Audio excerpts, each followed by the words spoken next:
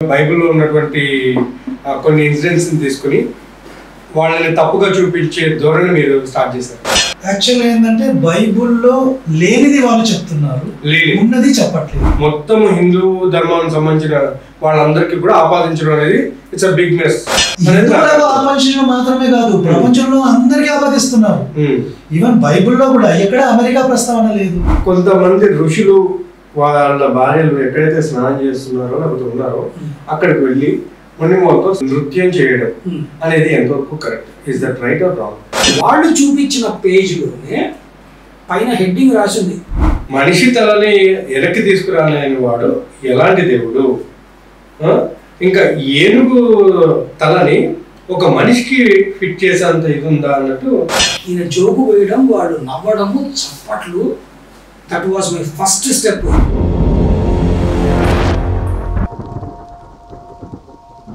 Hi hello నమస్తే, నేను మీ anchor Nagendra. ఈరోజు ఇద్దరు స్పెషల్ గెస్ట్ అండి. ఎట్లా అంటే వీళ్ళిద్దరూ కూడా సనాతన ధర్మం గురించి అండ్ చెప్పాలంటే మన భారతదేశంలో ఉన్నటువంటి కొన్ని గ్రంథాల గురించి పట్టున్నటువంటి వ్యక్తులు వీళ్ళిద్దరూ. సో ఇందులో ఒకళ్ళు వచ్చేసి రామాయణం గురించి అండ్ శివపురాణం గురించి వీటి మీద కసరత్తులు చేస్తారు.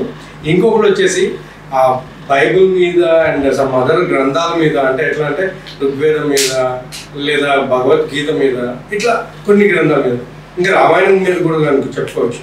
సో ప్రతి ఒక్క గ్రంథాల మీద వీళ్ళిద్దరికి మంచి పట్టుంది. వాళ్ళు ఎవరో కాదండి, ఒకడు వచ్చేసేసి మన డాక్టర్ భాస్కర్ రాజ్ గారు, ఇంకొకరు వచ్చేసేసి రవిశంకర్ గారు. నమస్కారం మీ ఇద్దరికి కూడా. ఏంటంటే మా ఐరా మీడియా తరఫున వెల్కమ్ అండి ఐరా మీడియాలోకి. సో మీ ఇద్దరిని ఒకే ప్లాట్ఫామ్ మీద చూపించడం అనేది వీఆర్ హ్యాపీ. మీ పరిచయం ఎలా జరిగింది? మన రవిశంకర్ గారు వీడియోలోకి, అంటే వీడియో పరంగా ప్రజల ముందుకి ఎలా రావడం జరిగింది, అసలు పురాణాల మీద అండ్ రామాయణం మీద ఎస్పెషల్లీ వీటి మీద ఎందుకు మక్కువ పెరగడానికి గల కారణాలు, అండ్ భాస్కర్ రాజ్ గారితో ఆయన పరిచయం ఎలా ఉంది? సో అందరికీ మొదట ఐరా మీడియా ప్రేక్షకులకి, నాగేంద్ర గారికి నమస్కారము. జయ శ్రీరామ, ఓం నమ శివాయ. సరే, చాలా ప్రశ్నలు వేసేసారు ఒక్కసారిగా. సరే, ఒక్కొక్కటి విడమరుస్తూ వస్తాను. నేను కూడా ఒక సాధారణ ఐటీ ఎంప్లాయీ లాగా యుఎస్ ట్రిప్పులు, యూకే ట్రిప్పులు అంటూ తిరుగుతూ కాలం గడిపేశాను. ఒకానొక వీడియో నాకు ఫార్వర్డ్లో వచ్చింది. సీతమ్మ తల్లి గురించి, ఆంజనేయ స్వామి విషయంలో చాలా తప్పుగా మాట్లాడవలసి వచ్చింది.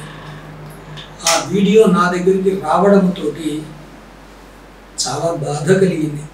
సీతమ్మ తల్లి మీద ఇంత నింద వేయాలా? ఆ నింద వేసిన మనిషి చాలా అపహాస్యముగా మాట్లాడుతూ సీత అని ఏకవచనములో పలుకుతూ స్వామి హనుమని రాముడి అంగం ఎలా ఉంది అంటూ అపహాస్యము చేయడము, ఆ వినేవాళ్ళు నవ్వుతూ చప్పట్లు కొట్టడము, ఇవన్నీ విని చాలా బాధ వేసింది. దీనిని ఎలా అయినా నిజం తెలుసుకోవాలి, సీతమ్మ తల్లి మీదకి ఇంత అపనింద అన్న ఉద్దేశముతోటి సంస్కృతం నేర్చుకోవడము. అదే సమయంలో కోవిడ్లో త్రిమూర్తులు అని హమారా ప్రసాద్ గారు, రాజు గారు, లలిత్ గారు, వీళ్ళ ముగ్గురు ఒక సీక్వెన్స్ స్టార్ట్ చేశారు, సిరీస్ కూడా స్టార్ట్ చేశారు కోవిడ్ సమయంలో. అలా నా ప్రస్థానం మొదలుపెట్టాను. అంటే వాళ్ళు మెయిన్ వీడియో అంతా అయిపోయిన తర్వాత ఆఖరిగా ప్రజలకి ఒక 2 నిమిషాల సమయం ఇచ్చేవాళ్ళు. ఆ 2 నిమిషాల్లో వచ్చి మాట్లాడి వెళ్ళిపోయేవాడిని. ఇది జరగలిగిన సత్యం. కానీ నాకు ప్లాట్ఫామ్ ఇచ్చింది మాత్రం వీళ్ళ ముగ్గురే.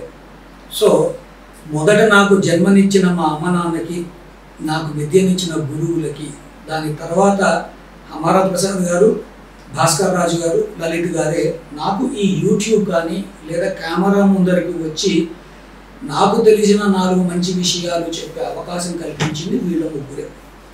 అలా నా ప్రస్థానం మొదలయ్యి వీళ్ళ ముగ్గురి చూపులో నేను పడడం జరిగింది.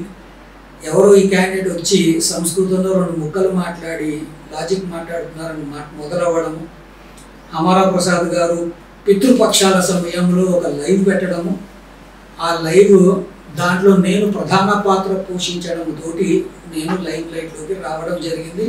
అలా రాజు గారితో వాడు రామాయణ సిరీస్ మొదలుపెట్టారు. ఈ లోపల కోవిడ్ అయిపోవడము, హమారా ప్రసాద్ గారు, లలిత్ గారు క్షేత్రస్థాయిలో వెళ్ళడము, రాజుగారు రామాయణాన్ని కొనసాగిస్తున్నారు.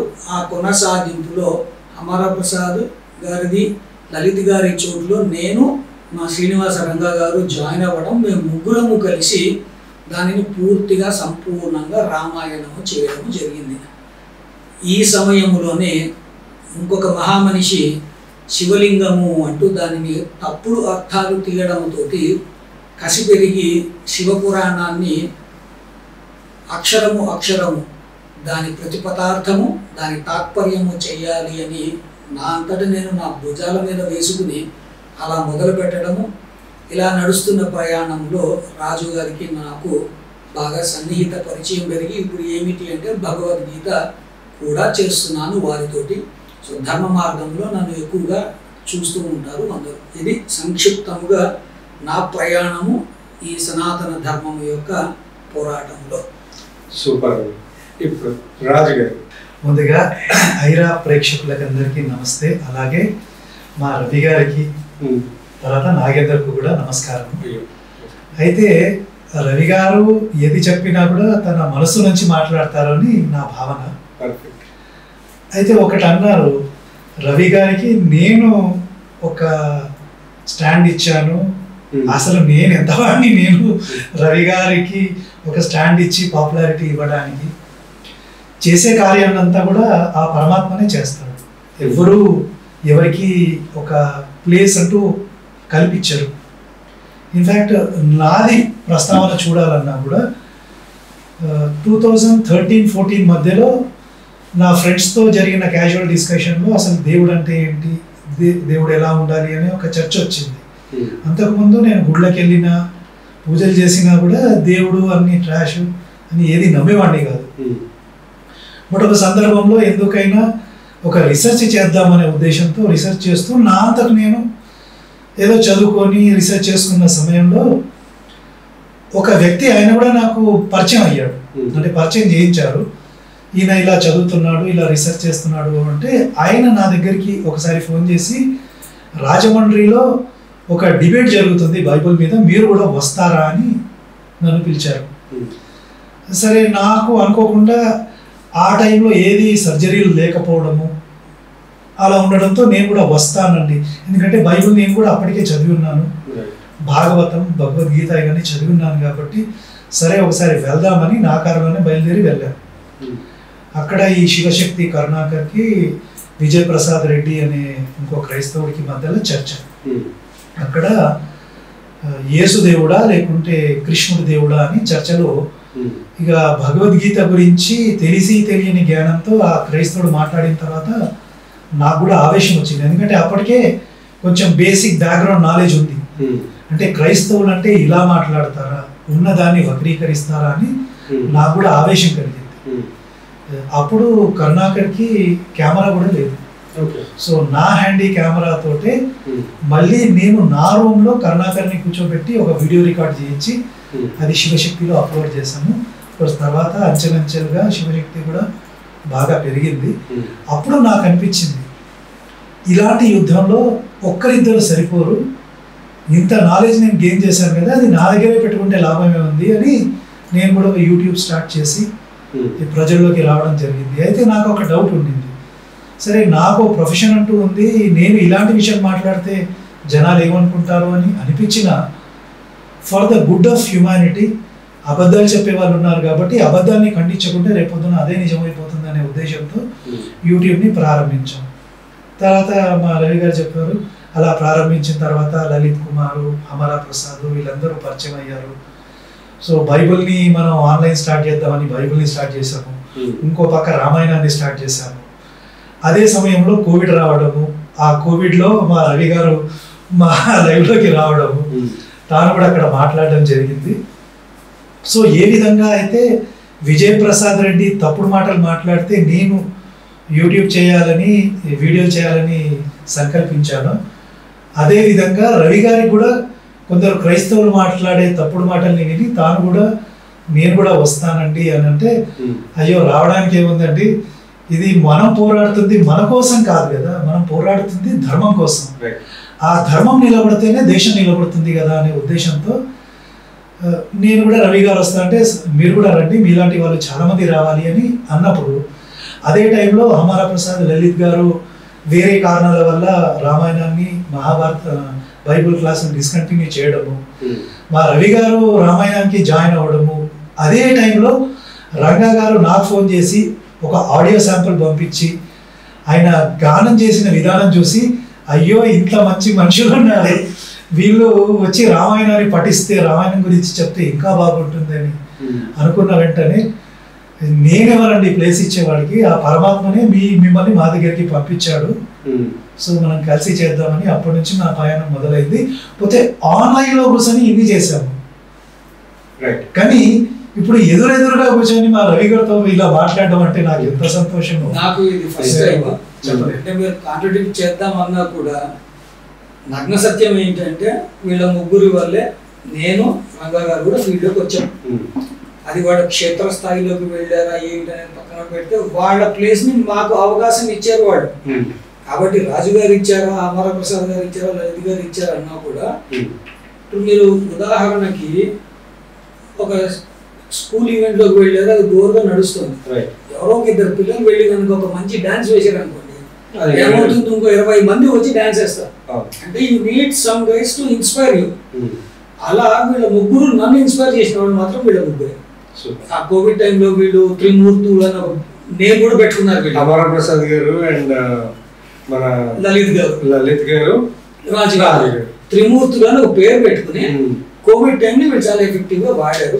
అందులో మేమందరం కూడా దాంట్లో పార్టిసిపేట్, అంటే యూట్యూబ్ లో చూసేవాళ్ళము, మాకు డైరెక్ట్ గా వెళ్ళి అప్పటికి నేను అంత డెసిషన్ తోటి రాలా, లాస్ట్ లో ఓపెన్ ఇచ్చేవాడు ప్యానల్, లింక్ ఇచ్చి రండి అని ఔత్సాహికులను పిలిచేవాడు. అందులో ఆ 2 నిమిషాలకి నేను వచ్చేవాడిని, ఆ 2 నిమిషాలు అయిపోగానే అయిపోయిందా పో అనేవాడు. ఆ 2 నిమిషాలకి మాట్లాడడం అంటే వామప్ మ్యాచ్ లాగా ముందర వామప్ చేసిన తర్వాత రామాయణం నుంచి ఇంకా ఫుల్ ఫ్లెడ్జ్డ్ గా, అంటే మొదటగా ఆలోచించారు. అప్పుడు సీతమ్మ గురించి మాట్లాడినప్పుడు ఏం చేశారంటే తట్టుకోలేక కూర్చుని పీపీటీ స్లైడ్, అంటే ఐటీ వాడడం కదా, సో స్లైడ్ తయారు చేసి దాని స్క్రీన్స్ పెట్టి దాని డిస్క్రిప్షన్ ఇచ్చి రాజు గారికి వీడియో పంపించారు. ఆయన అసలు ఒక నిమిషం కూడా ఆలోచించారు, తీసి అప్లోడ్ చేసేసారు. చేసేస్తూ మా రవి గారి ప్రవచనము సీతమ్మ హనుమతోటి ఏం మాట్లాడింది అని వీడియో అప్లోడ్ చేసేసారు. నాకు అదంతా కొత్త, సో ఇట్ వాజ్ ఎక్సైటింగ్ నాకు. సో అందుకు నేను ఆ క్రెడిట్ ఇప్పటికీ ఆ ముగ్గురికి ఇస్తాను. ప్రయాణంలో రాజుగారితో కంటిన్యూ అవుతూ విడిపోయారు. అంటే రాజుగారు బైబిల్ తరగతులు ఇవన్నీ చేస్తున్నారు, బట్ నేను నా సనాతన ధర్మం వరకు స్టిక్ అయ్యి దాంట్లోనే కంటిన్యూ అవుతున్నాను. ఇప్పటికీ ఏమైనా శ్లోకాలలో అనుమానాలు ఉన్నా కూడా చాలా మంది ఫోన్లు చేసి రవి గారు ఈ శ్లోకం ఏమిటి, ఆ శ్లోకం ఏమిటి అన్నప్పుడు అందరికీ నాకు తెలిసి జ్ఞానం వాళ్ళకి పనిచేస్తుంది. ఇది కట్ షార్ట్ గా నా ట్రావెల్ కెమెరాకి రాకముందర, వచ్చిన తర్వాత ఇది అందరికీ కనిపిస్తూనే ఉంది. రైట్.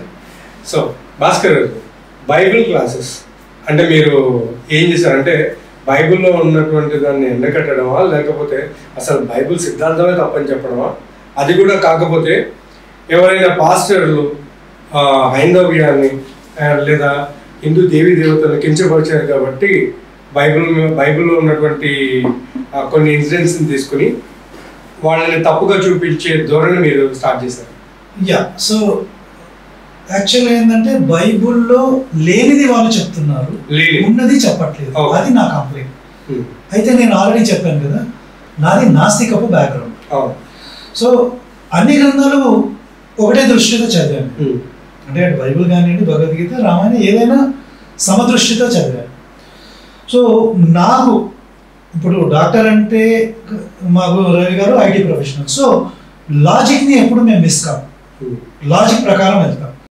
ఇప్పుడు 2+2 4 లాజిక్, అది ఎక్కడ మిస్ కాదు. కానీ ఎవరైనా వచ్చి 2+2 5 అంటే లాజిక్ పోయింది అక్కడ. సో మనం బైబిల్ని చదివినప్పుడు ఆ బైబిల్లో ఉన్న దేవుడు ఎలా ఉంటాడనేది బైబిలే చెప్తుంది. కానీ అలాంటి దేవుణ్ణి తీసుకొచ్చి ఈయన ప్రేమ స్వరూపి, చాలా మంచివాడు, అందరినీ ప్రేమిస్తాడు అని పాస్టర్లు చెప్తారు. కానీ అక్కడ బైబిల్లో ఎట్లుంది అని అంటే, నన్ను నమ్మకుంటే నీ ఇల్లు లాక్కుంటా, నీ పొలాన్ని లాక్కుంటా, నీ పిల్లల్ని లాక్కుంటా, వాళ్ళని వేరే వాళ్ళకి అప్పగిస్తా. ఇలాంటి దేవుడు, ఇవి దేవుడి లక్షణాలు కావు. ఇప్పుడు దేవుడి లక్షణాలు ఎలా ఉంటాయంటే, ఆయనని పూజించినా పూజించకపోయినా ఆయన ఏం అనుకోడు, ఆయన కోపం రాదు, ఆయనకు ఈర్ష్య ద్వేషాలు ఉండవు. సో అలాంటి దేవుడు కాదు ఈయన, బైబిల్లో ఉండే దేవుడు. సో అలాంటి నరరూప రాక్షసుని తీసుకొచ్చి ఈయన ప్రేమ స్వరూపి, ఈయన అందరికీ బైబిల్ దేవుడే 100 సార్లు చెప్పుకుంటాడు, నేను యూదుల దేవుణ్ణి, నేను ఇజ్రాయేలీల దేవుణ్ణి అని ఆయన చెప్పుకున్నప్పుడు ఈయన అందరికీ దేవుడు అని చెప్తే అది మరి అబద్ధం కదా. ఇప్పుడు ఎవరైనా గ్రంథం ప్రమాణం, ఎవరికైనా ఒక గ్రంథం ఏం చెప్తుంది దాన్ని ఫాలో అవ్వాలి.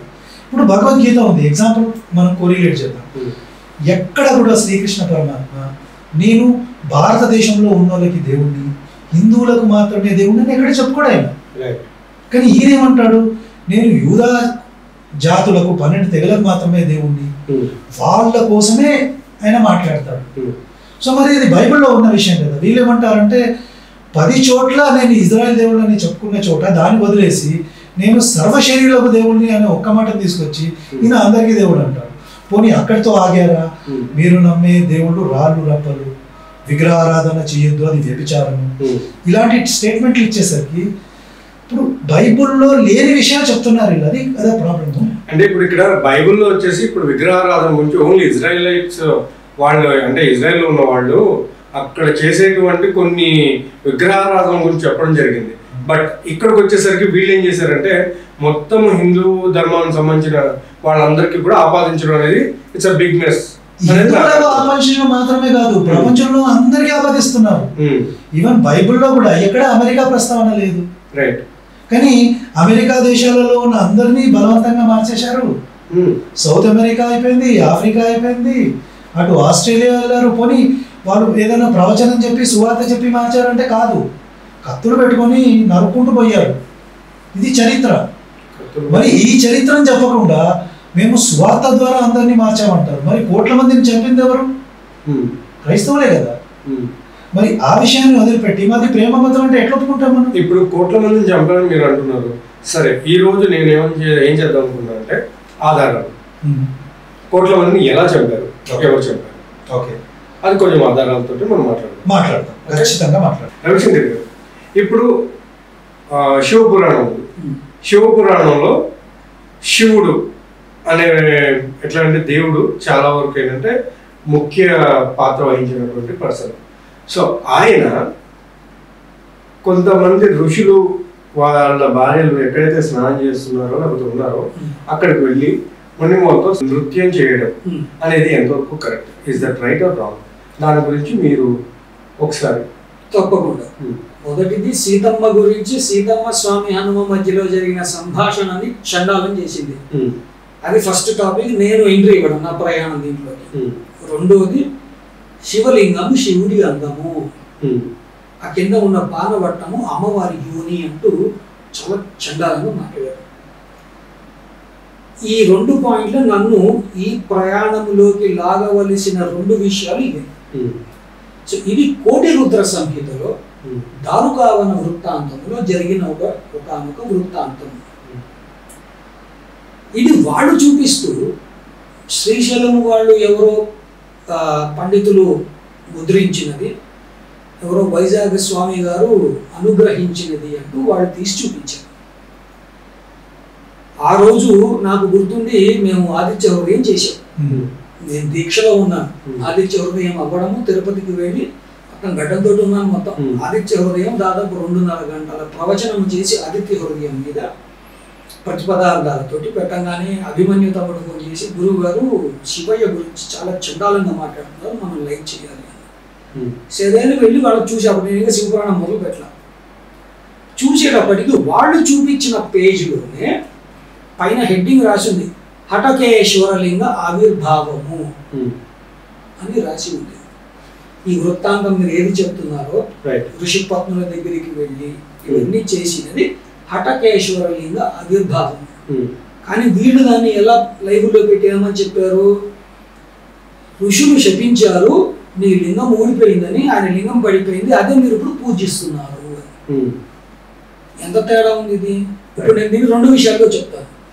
ఒకటి, ఇది కేవలం హటకేశ్వర లింగానికి, మరి మిగతా శివలింగాలు ఏమని అంటే మరి అవి అంగాలు కాదుగా, ఒప్పుకుంటారా?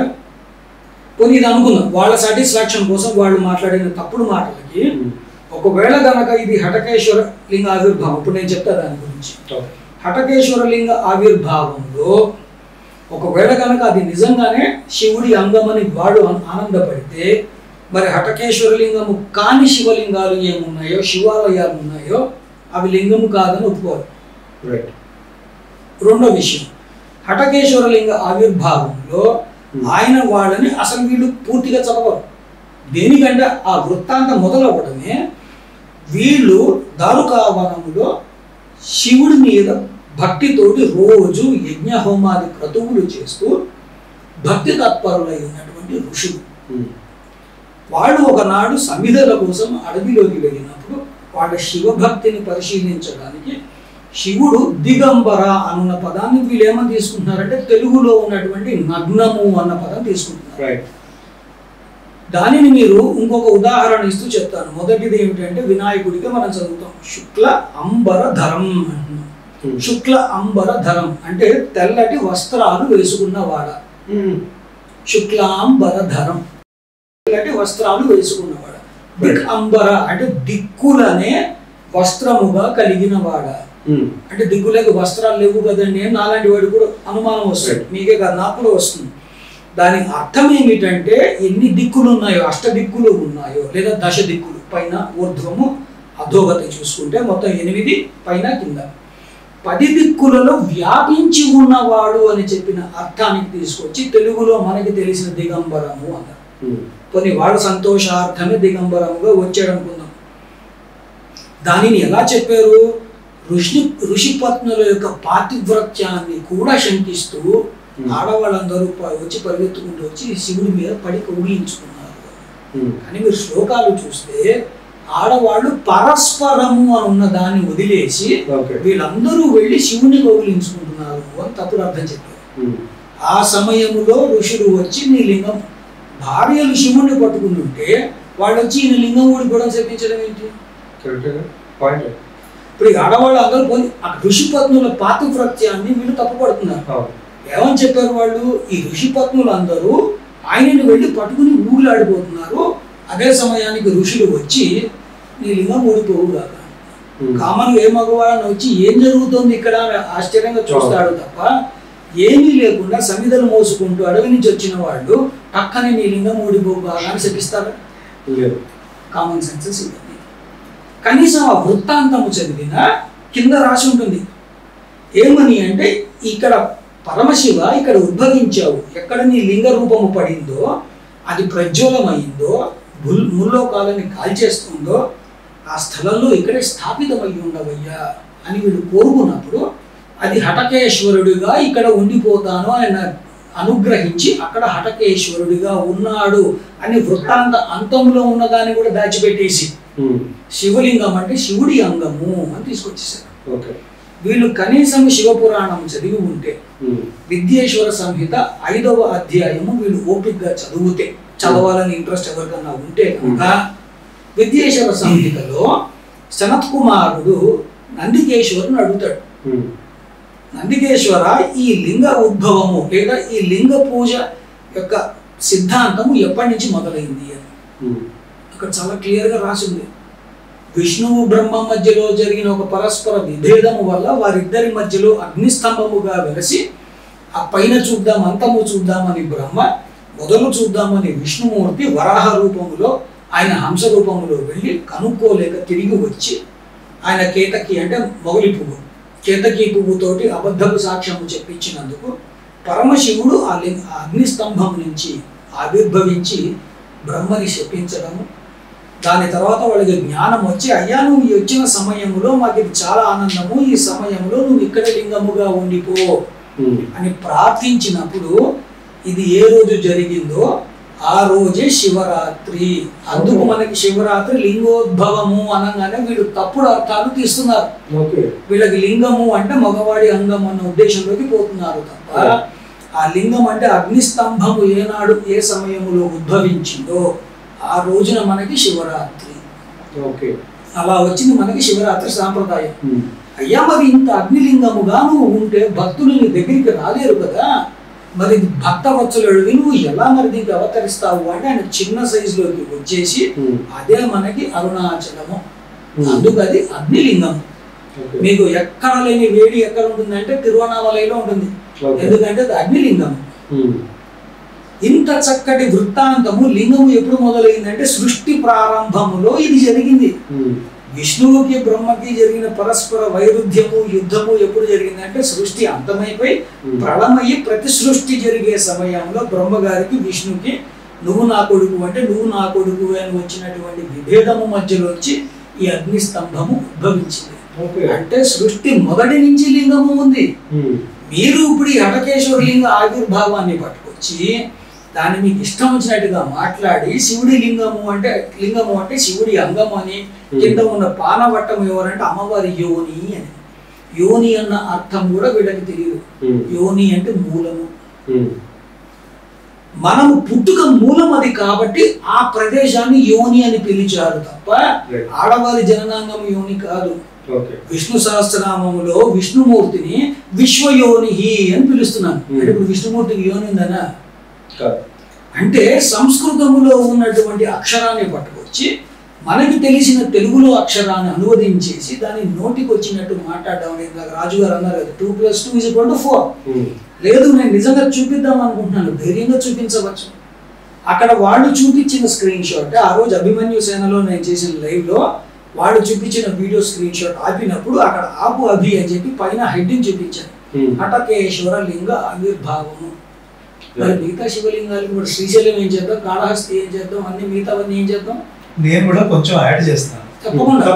వీళ్ళతో ప్రాబ్లం అంతా ఏంటంటే బేసిక్ సంస్కృతం రాదు వీళ్ళకి, బేసిక్ ఇంగ్లీష్ రాదు. జనరల్గా పాస్టర్లు అందరూ కూడా 10th ఫెయిల్డ్ అయిన వాళ్ళే పాస్టర్ అవుతారు. ఇక్కడితో ఆగిపోతే బాగుంటుంది. వీళ్ళకి బేసిక్ తెలుగు కూడా రాదు. ఇప్పుడు లింగము అన్నాం అనుకోండి, ఆ లింగము అనేది సంస్కృత పదం అని మర్చిపోతారు, దాన్ని తెలుగులో అనువాదం చేస్తారు. సో లింగమన్నా అంగమన్నా వీళ్ళకు అదొకటే గుర్తొస్తుంది. శిష్ణము అనే పదం కూడా ఒకటి ఉంది సంస్కృతంలో, అది స్పెసిఫిక్ మీనింగ్ అన్నమాట. లింగము అంటే మా రవి గారికి తెలుసు, చిహ్నము అని. చిహ్నము దేనికి? సృష్టికి. ఇప్పుడు రవి గారు చెప్పారు కదా, సృష్టి పుట్టినప్పుడే లింగం ఉంది అంటే ఏం లేదండి, మన యూనివర్స్ ఎగ్ ఆకారంలో ఉంటుంది. అది లింగ పురాణంలో ఉంటుంది శ్లోకం. సో అది ఎగ్ ఆకారంలో ఉంటుంది. ఆ ఎగ్ ఆకారానికి ఎవరు సపోర్టు? అమ్మవారు. ఎందుకంటే ఆమె మూలము కాబట్టి యోని అన్నారు. సో ఈ పానవట్టం ఏదైతే కింద ఉందో అది కింద ఉంటుంది, శివుడిని సపోర్ట్ చేస్తుంది. ఇది యాక్చువల్గా స్పిరిచువల్ మీనింగ్, అందుకే దాన్ని చిహ్నము అన్నారు. కానీ వీళ్ళు ఏంటంటే దాన్ని భౌతికంగా తీసుకొని లింగం అంటే ఇది, యోని అంటే ఇది, ఇట్లా తీసుకుంటారు. లింగ పురాణంలో 74వ అధ్యాయంలో 19-20 శ్లోకాలలో 9 రకాల లింగాల గురించి చెప్పబడింది. మరి ఇప్పుడు హటకేశ్వర లింగంలో ఒకటే లింగం ఇస్తే ఈ 8 రకాల లింగాలు 7 నుంచి వచ్చాయి. 9 రకాల లింగాల గురించి చెప్పారు. ఇదే కాదు, ఈ లింగములో మళ్ళీ 3 భాగాలు ఉంటాయి. ఇది లింగ పురాణం ప్రకారం. అదేంటంటే పైన ఉంటుంది కదా టాప్లో, అంటే ఎగ్ తీసుకొని టాప్లో వచ్చి బ్రహ్మగారు, మధ్యలో భాగమేమో ఎవరు? విష్ణువు, కింది భాగంలోనేమో బ్రహ్మగారు ఉంటారు. మరి ఈ వేది అంటారు దాన్ని, అంటే యోని భాగం వేది అంటారు. ఆ వేది ఎవరు అంటే అమ్మవారు. అంటే సింబల్ ఇది ఏంది అని అంటే అమ్మవారు సుప్రీము, ఆమె ఈ ముగ్గురిని సపోర్ట్ చేస్తుంది అన్నమాట. ఎందుకంటే ఈ బ్రహ్మ విష్ణు మహేశ్వరులు ఎక్కడికైనా వచ్చారు? అమ్మవారి నుంచి వచ్చారు. కాబట్టి ఆమె సుప్రీం కాబట్టి ముగ్గురిని సపోర్ట్ చేస్తుంది. అది సింబలిజం. అది ఈ సింబలిజంని తీసుకొని దాంట్లో బూతు పెట్టగలిగారంటే, అంటే పెట్టింది వీలు కాదులేండి, పెట్టింది ఎవరంటే కమ్యూనిస్టులు, బ్రిటిష్ వాళ్ళు దీని మీద రీసెర్చ్ చేసి ఈ లింగం అంటే ఇది, శివలింగం అంటే ఇది అని ఒక బూత్ మీనింగ్ ఇచ్చారు. దాన్నే వీళ్ళు ఫాలో చేస్తున్నారు. వీళ్ళకు సొంతంగా తెలివితేటలు ఏం లేవు. అంటే శివలింగం అంటే ఇది అని చెప్పేంత తెలివితేటలు లేవు. తెలుసుకునే ఆల్రెడీ ఎవరైతే ఈ ఇంటర్ప్రిటేషన్ చేశారో అదే కంటిన్యూ అవుతుంది. అది యాక్చువల్గా ప్రాబ్లం అన్నమాట.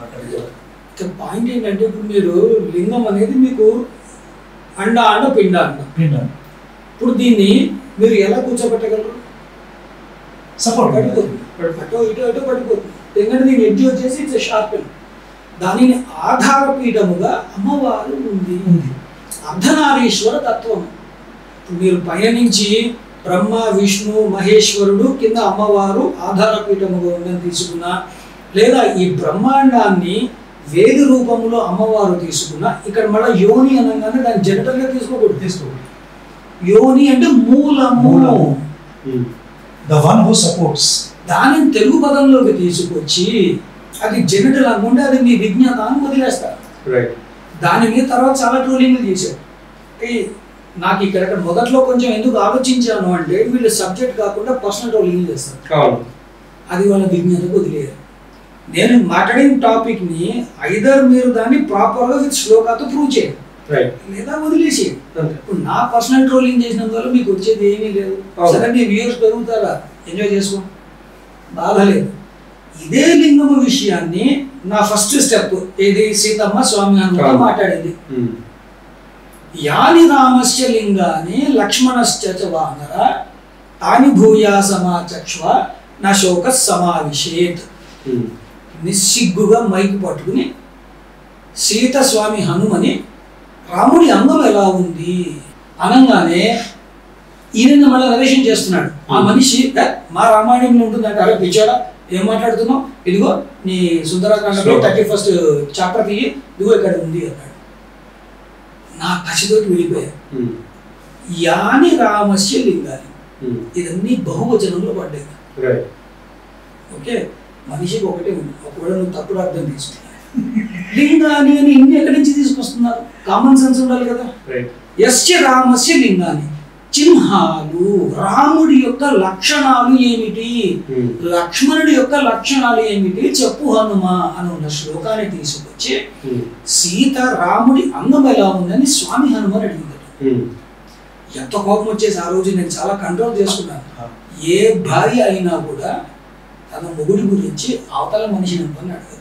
సీతమ్మ వరపక్కర్లా, సీతమ్మ మహాపతివ్రత, పతివ్రత లిస్టు తీయాలంటే సీతమ్మ ఫస్ట్ ఉంటుంది. అనసూయాదేవి, అరుంధతి వీళ్ళందరూ ఉన్నారు లిస్టులో. పతివ్రతలు దానక్కర్లా.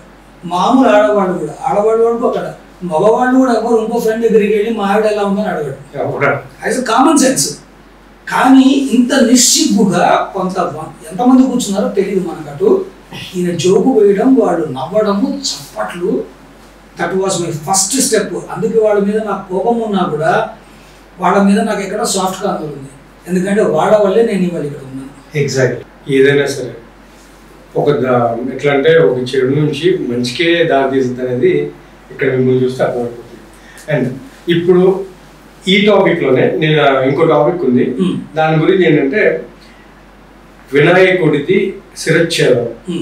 సో ఏనుగు ఎట్లా అంటే భస్మం చేసేసిన తర్వాత శివుడు అయి ఉండి మనిషి తలని వెనక్కి తీసుకురాలేని వాడు ఎలాంటి దేవుడు? ఇంకా ఏనుగు తలని ఒక మనిషికి ఫిట్ చేసేంత ఇది ఉందా అన్నట్టు, అసలు దాన్ని ఏ విధంగా నమ్మాలి, ఏ విధంగా అర్థం చేసుకోవాలి అనేవాళ్ళు చాలా మంది కూడా ఉన్నారు. సో దాని గురించి కూడా మనం మాట్లాడదాం.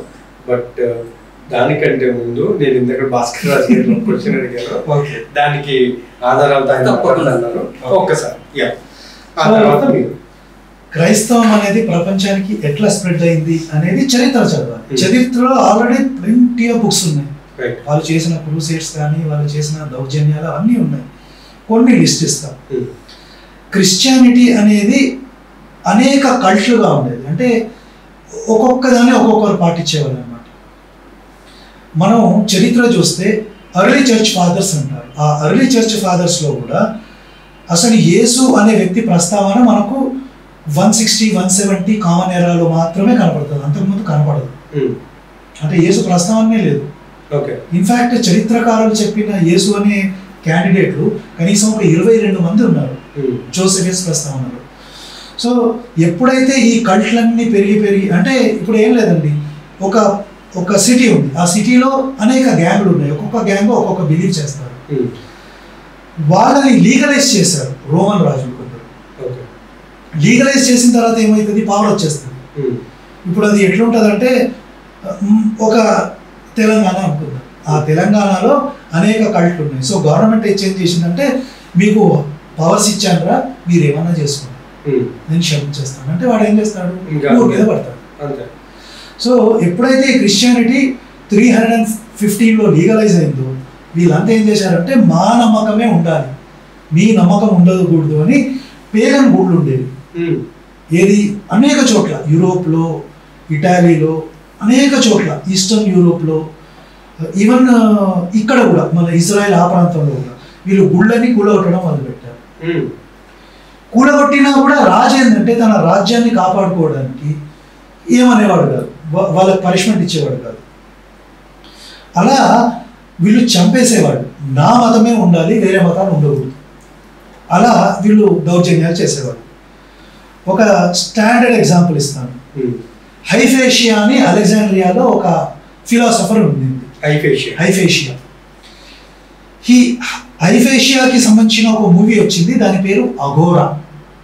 పేరు కొంచెం తెలుగులాగా ఉంటుంది, అఘోరా మూవీ. దాంట్లో ఆమె చాలా రీసెర్చ్ చేస్తారు అనమాట. అంటే సూర్యుడి చుట్టూ మన అర్త్ ఎట్లా తిరుగుతుంది, మూన్ ఎట్లా తిరుగుతుంది, సోలార్ సిస్టమ్ ఎట్లుంది, ఇలాంటి రీసెర్చ్ చేస్తుంది ఆమె. కానీ బైబిల్లో ఎట్లుంటుంది అంటే ఫ్లాట్ అర్త్ ఉంటుంది. బైబిల్ ప్రకారం ఫ్లాట్ అర్త్, మన భూమి మధ్యలో ఉంది, దాని చుట్టూ సూర్యుడు కూడా తిరుగుతున్నాడు అనేది బైబిల్ వాదన. అలా చేస్తున్నందుకు ఈ క్రిస్టియన్ తెగలు వచ్చి ఆమెని బయటికి లాగి, అప్పటికే ఆమెకు 55-60 ఇయర్స్, ప్లస్ ఆ లాగిన వాళ్ళు ఎవరు, క్రిస్టియన్స్. ఎవరైతే ఆమె స్టూడెంట్స్, ఈ క్రిస్టియన్లందరూ ఆమె స్టూడెంట్సే. సో తన సొంత టీచర్ని బయటికి లాగి ఆమె బట్టలు కూడా తీసి ఆమెని కొట్టి ఆమె శరీరాన్ని ముక్కలు ముక్కలు చేసి కాల్ చేశారు. ఇది హిస్టరీ, ఎవరు కాదనలేని హిస్టరీ. ఇప్పుడు ఏమైక్కడుంది, అఘోరా మూవీలో ఇవన్నీ చూపెట్టారు. ఇప్పుడు చాలా తగ్గించారు, వాళ్ళు చేసిన వైలెన్స్ మామూలు వైలెన్స్ కాదు. సో హైఫేషియా అనే దీన్ని చేశారు. 6th సెంచరీకి వస్తే పేగన్ అంటే ఎవరైతే విగ్రహాన్ని ఆరాధించే వాళ్ళు, వాళ్లకు ఎలాంటి రైట్స్ లేవు, అంటే మొత్తం తీసేశారు. ఎందుకంటే అప్పటికే క్రిస్టియానిటీ అనేది ఒక స్టేచర్కి వచ్చేసింది, పవర్ వచ్చేసింది. సో ఎవరైనా విగ్రహారాధికులు ఉంటే వాడిని చంపేసేవాడు. ఎంత ఘోరం అంటే చిన్న పిల్లలు ఉంటారు కదా, విగ్రహాన్ని కూల్చేసి కింద పడేస్తే ఆ విగ్రహాలతో ఆడుకుంటే ఆ పిల్లల్ని కూడా చంపేసేవాడు. ఇవన్నీ చరిత్ర. ఎగ్జాంపుల్ ఇస్తాను. క్రిస్టియన్ ఎంపరర్ థియోడోసియస్ 408 నుంచి 450 వరకు ఉండేవాడు. ఈయన ఇచ్చిన ఆర్డర్స్ అన్నమాట. Children playing with pagan statues should be killed. ఈయన ఇచ్చిన ఆర్డర్. క్రిస్టియన్ ఎంపరర్ ఈయన. ఇలాంటివి ఎన్నో చేశారు. ఇప్పుడు క్రూసేడ్స్ అని యుద్ధాలు చేసి, హెరసీ అంటే ఏం లేదు, క్రిస్టియన్లలోనే అనేక తెగలు ఉన్నాయి కదా, ఒక తెగవాడికి ఇంకో తెగవాడికి పడదు. ఈ రోజు కూడా నడుస్తుంది. ఆఫ్రికాలో కేథోలిక్స్, ప్రొటెస్టెంట్స్ ఒకరినొకరు కొట్టుకుంటారు ఈ రోజుకి. కొంచెం విగ్రహారాధన చేస్తారు. ఇవన్నీ చరిత్ర.